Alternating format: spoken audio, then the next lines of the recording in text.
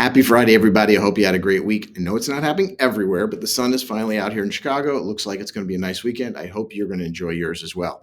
It's a pretty big week in the markets, even without a lot of data to focus on. Quality, not quantity, was the conversation. Please check back on Monday for an update. It is going to be a big one. So today is August 9th, 2024, and this is your Friday planning video. Before I get going too far here, you know the drill. I do not give personal tax or legal advice, but things that I'm going to talk about today may require some more detail that we should confer with your tax and legal advisors about. I want to touch on a few topics today. Let's start with retirement. When we discuss goals in our meetings, we go over a lot, and much of the time we come back to retirement, so we're going to start there. I read an alarming article this week, and I think it's something we should talk about now and again over and over again.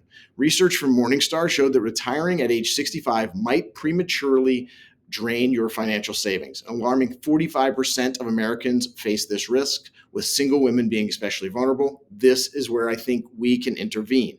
Extending your work life can significantly secure your finances. Engaging in a workforce until age 70 not only bolsters your savings, but enriches your social and mental engagements, drastically reducing the risk of that financial shortfall. That being said, it's not always what we want to hear, and it's not always what we want to do. So I want to bring this up because this really is what we're always focused on.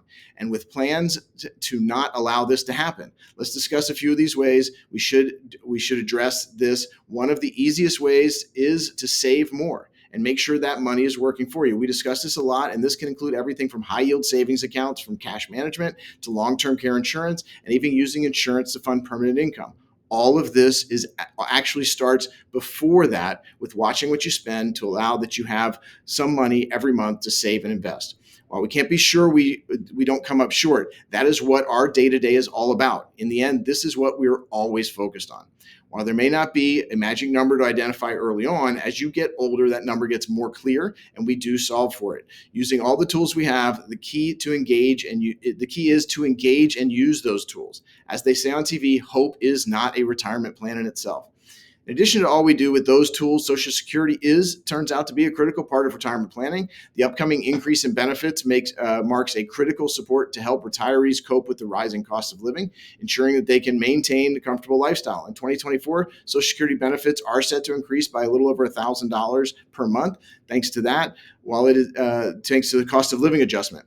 While it's essential to remember that Social Security alone may not cover all of your expenses, these benefits have been an important part for millions of retirees.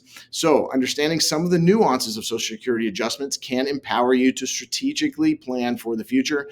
These enhancements and benefits are designed to align with economic reality, so you're going to face those realities. So let's discuss that also. There's a lot to discuss about Social Security. I'll start reminding you about that as you get closer to that by age.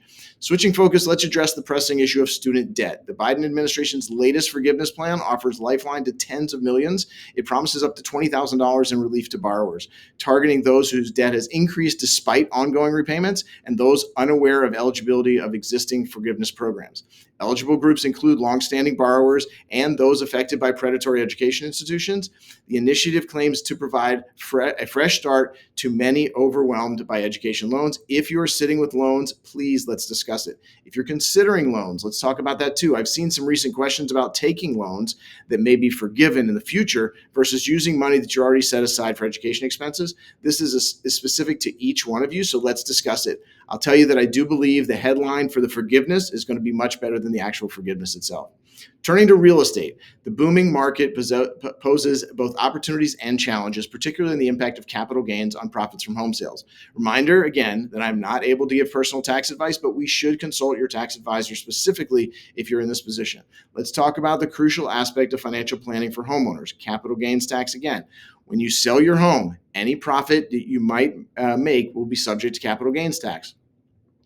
This can be particularly impactful for those who've owned their homes for a long time and seen significant appreciation. To minimize the tax hit, timing the sale is essential. For instance, taking advantage of the IRS exclusion, which allows single filers to exclude up to $250,000 of capital gains and $500,000 for married couples. If you've lived in the home for at least 2 of the last 5 years, this can be a game changer. Moreover, keeping meticulous records of all the home improvements, they can help reduce your taxable gain as these expenses add to your home's cost basis. As I said, don't forget to consult a tax advisor who can guide you through these nuances, ensuring that you are fully prepared to optimize your financial outcome for this. For retirements, from retirement savings to Social Security benefits to student debt relief and real estate planning, staying informed and proactive, we can continue to plan for your retirement and do everything we can for a retirement that is not only secure, but it's rewarding. Please come back on Monday for the Monday Market Update. Please be in touch about these and all the other planning topics we review. Have a great weekend.